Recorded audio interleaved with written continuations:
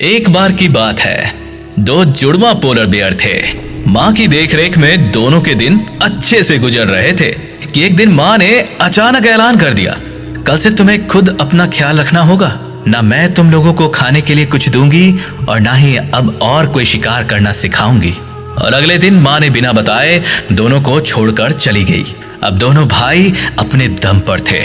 कुछ देर बाद उन्हें भूख लगी और वो शील का शिकार करने निकल पड़े।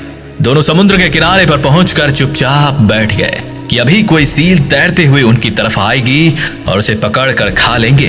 पर काफी देर बीत जाने पर भी कोई सील वहां नहीं आई।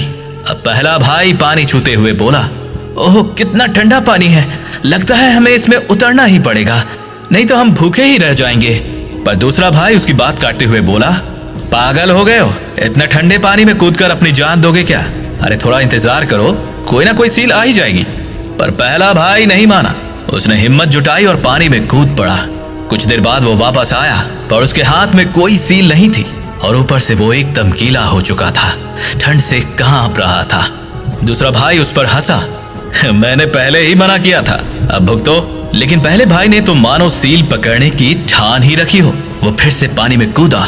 इस बार उसने पिछली बार से भी अधिक प्रयास किया, पर अफसोस इस बार भी उसे सफलता नहीं मिली। क्यों एक ही गलती बार बार करते हो? दूसरे भाई ने समझाया, लेकिन वो कहाँ सुनने वाला था। कुछ देर बाद उसने फिर से छलांग लगा दी और इस बार जब वो लौटा तो उसके हाथ में एक बड़ी सी सील थी। दूसरा भाई देखता रह गया और अंत में उसे खाली पेट ही लौटना पड़ा। उसने मन ही मन भगवान को कोसा, मेरा भाई कितना लकी है और मैं कितना अनलकी। सचमुच लाइफ कितनी अनफेयर है। और बाकी की जिंदगी भी पहला भाई ऐसे ही जीतता गया और दूसरा भाई अपने भाग्य को कोसता रहा। दोस्तों, दोनों भाई बिल्कुल एक जैसे थे, बस अंतर था उनकी सोच में। एक भाई जहां खतरा लेकर खुद अपनी किस्मत लिखने को तैयार था, वहीं दूसरा भाई सिर्फ भाग्य के भरोसे अपनी जिंदगी बिताना चाहता था।